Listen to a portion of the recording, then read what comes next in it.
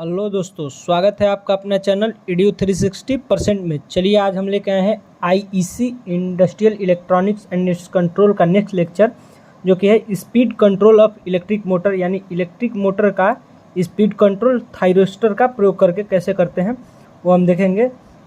तो यदि इस वीडियो का आपका PDF चाहिए तो टेलीग्राम चैनल पे सर्च कीजिए EDU 360%, चैनल ज्वाइन कीजिए और वहाँ से इसका PDF डाउनलोड कर लीजिए, प्रेजेंट है वहाँ पे। तो देखिए speed control of electric motor using thyristor, thyristor का प्रयोग करके विद्युत मोटर का स्पीड कंट्रोल कैसे किया जाता है वही हम पढ़ेंगे। तो देखिए थायरिस्टर कंट्रोल द्वारा, पहला है कि थायरिस्टर कंट्रोल द्वारा DC मोटर तथा इंडक्शन मोटर का स्पीड का कंट्रोल किया जाता है। थायरिस्टर के कंट्रोल द्वारा क्या किया जाता है, DC मोटर तथा इंडक्शन मोटर के स्पीड का कंट्रोल किया जाता है। देखिए DC मोटर से पावर कन्वर्टर या DC चॉपर के थ्रू आर्मेचर को प्राप्त होने वाली एवरेज वोल्टेज को चेंज करके स्पीड का कंट्रोल करते हैं। देखिए जो कि पावर कन्वर्टर क्या है कि पावर कन्वर्टर जो कि AC को पावर कन्वर्टर क्या करती है, AC को DC में चेंज करती है, और DC चॉपर क्या करती है कि मतलब कि कांस्टेंट DC को वेरिएबल DC में चेंज करती है। इस दोनों के प्रयोग करके क्या किया जाता है कि एवरेज, मतलब कि दोनों के प्रयोग करके क्या किया जाता है कि स्पीड का कंट्रोल किया जाता है। देखिए induction motor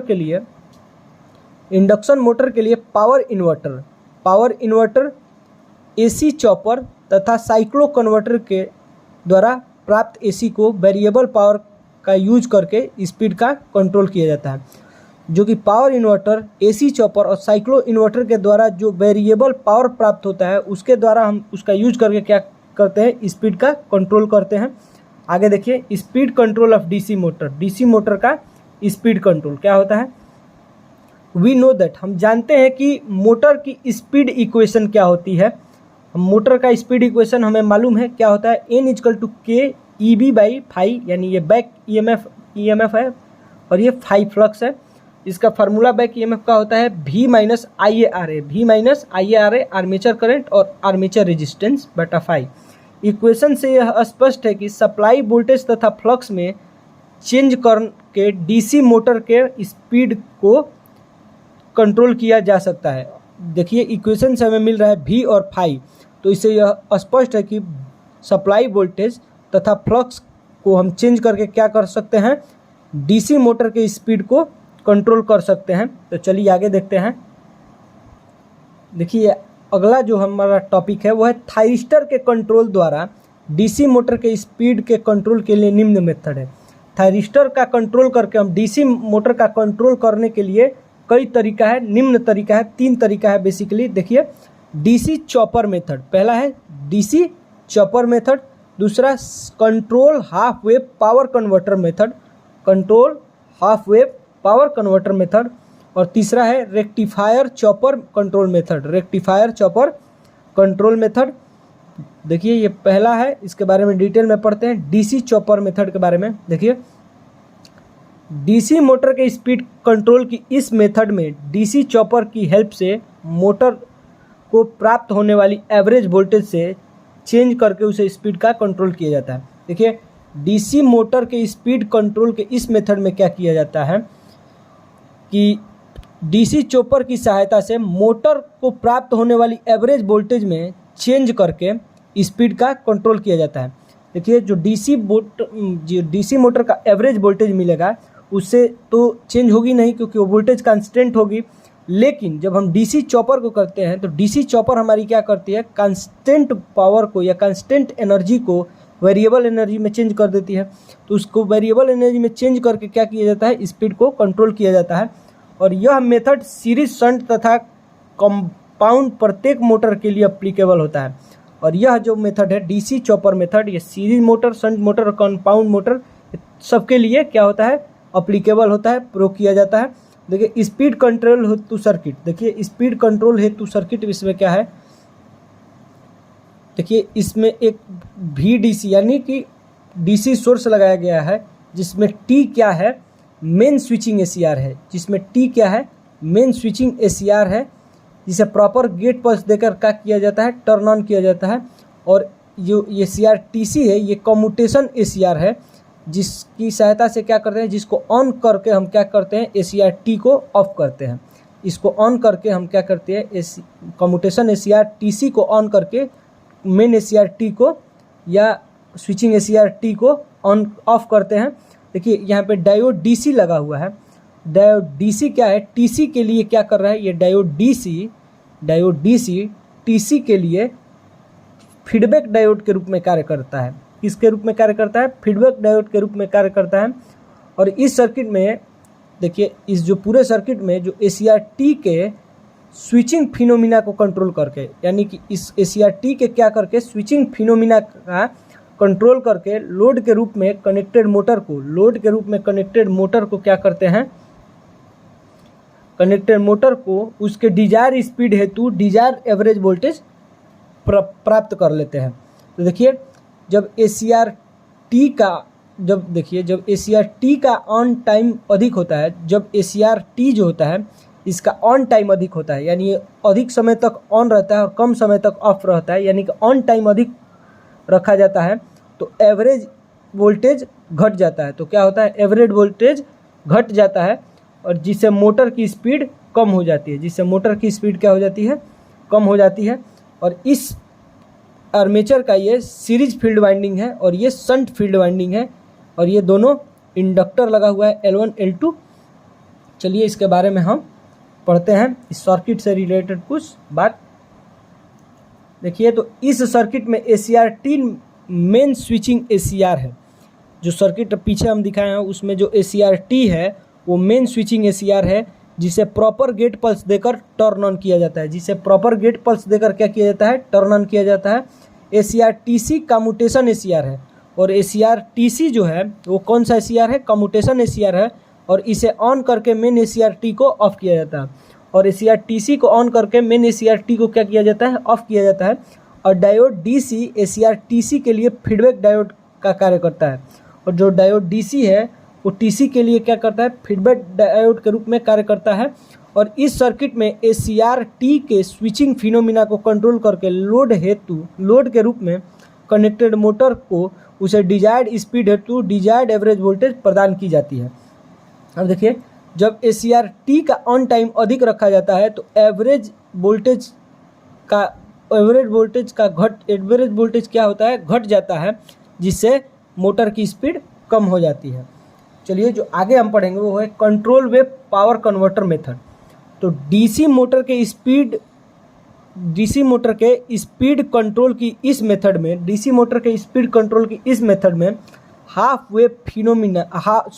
wave power converter की हेल्प से मोटर को एवरेज वोल्टेज दी जाती है। DC मोटर की इस स्पीड कंट्रोल में इस मेथड में क्या किया जाता है कि हाफ वेव पावर कन्वर्टर की हेल्प से मोटर को एवरेज वोल्टेज दी जाती है, जिससे मोटर के स्पीड का कंट्रोल होता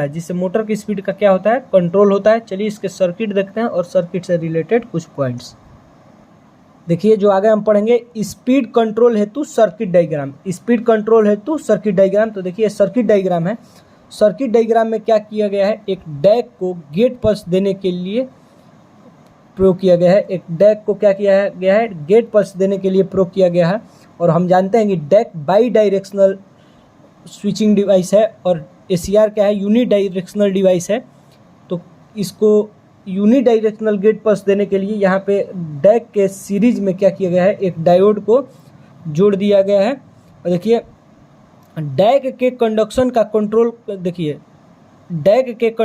कंट्रोल कैपेसिटर C के थ्रू होता है। और डैक के कंडक्शन का कंट्रोल किसके थ्रू किया जाता है, इसमें कैपेसिटर C के थ्रू किया जाता है। और इसमें जो वेरिएबल रेजिस्टेंस जो लगा है, इस वेरिएबल रेजिस्टेंस के AC के पॉजिटिव हाफ साइकिल में कैपेसिटर C के चार्जिंग तथा डिस्चार्जिंग को कंट्रोल करके ये वेरिएबल रेजिस्टेंस R के माध्यम से इसमें AC के पॉजिटिव हाफ साइकिल में कैपेसिटर C को चार्ज या डिस्चार्ज के माध्यम से क्या किया जाता है, चार्ज या डिस्चार्ज को कंट्रोल करके कैपेसिटर C के चार्ज या डिस्चार्ज को कंट्रोल करके क्या किया जाता है, डैक के डैक के कंडक्शन को कंट्रोल किया जाता है। डैक के कंडक्शन को कंट्रोल करके और एसीआर के फायरिंग एंगल को कंट्रोल किया जाता है। एसीआर के फायरिंग एंगल को कंट्रोल किया जाता है।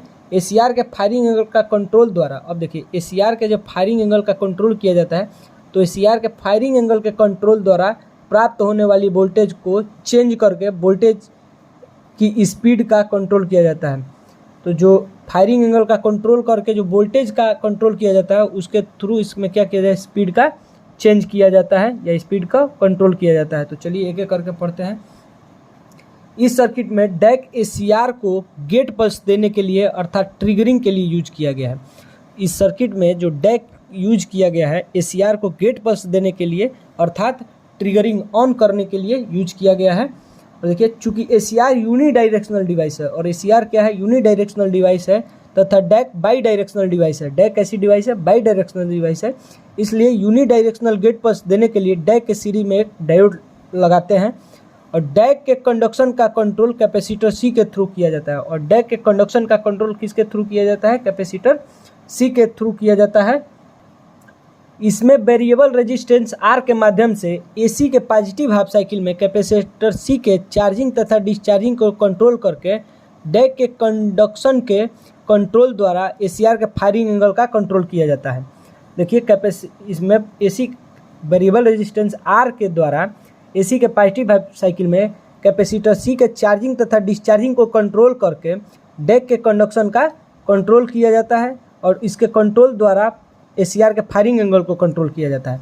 और एसीआर के फायरिंग एंगल का कंट्रोल द्वारा मोटर को प्राप्त होने वाली वोल्टेज में चेंज करके वोल्टेज की स्पीड का कंट्रोल किया जाता है। इस प्रकार यह एक खत्म हुआ। अब जो होता है रेक्टिफायर चापर कंट्रोल मेथड होता है। रेक्टिफायर चापर कंट्रोल मेथड होता है।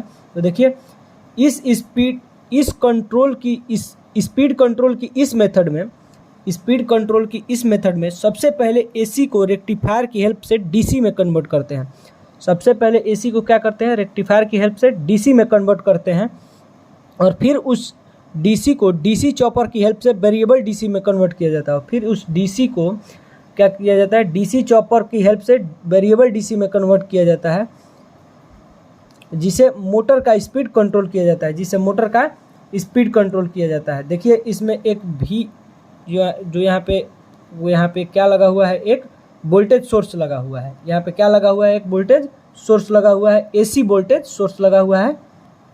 और इस सर्किट में डायोड D1, D2, D3 और D4 जो है, D1, D2, D3 और D4 हैं, वो किसके रूप में, ब्रिज रेक्टिफायर के रूप में कार्य करते हैं। किसके रूप में कार्य करते हैं, ब्रिज रेक्टिफायर के रूप में कार्य करते हैं। और यहाँ पे जो T है और यहाँ पे जो मेन स्विचिंग एसीआर है T, इसके द्वारा क्या किया जाता है, इस रेक्टिफायर के द्वारा मिलता है जो फ्लक्चुएटिंग डीसी, उतार चढ़ाव वाली डीसी, उसको क्या किया जाता है, वेरिएबल डीसी में चेंज किया जाता है इस टी के द्वारा, इस एसीआर टी के द्वारा। और यह डीसी जब वेरिएबल डीसी मोटर को प्राप्त होता है तो इसके वेरिएबल डीसी को कंट्रोल करके मोटर के स्पीड का कंट्रोल किया जाता है। और इसमें एलसी सर्किट का प्रयोग किया जाता है। इसमें कम्यूटेशन हेतु क्या किया जाता है, एलसी सर्किट का यूज किया जाता है। इसमें कम्यूटेशन हेतु क्या किया जाता है, एलसी सर्किट का यूज किया जाता है। तो चलिए आगे इसके बारे में पढ़ते हैं पॉइंट वाइज।